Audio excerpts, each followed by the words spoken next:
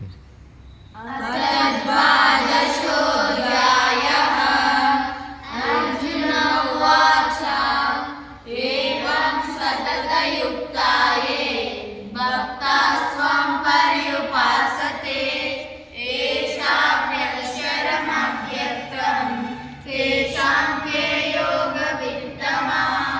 श्रीभगवानुवाच मय्यावेशमनो ये मां नित्ययुक्ता उपासते श्रद्धया परयोपेतास्ते मे युक्ततमा मताः।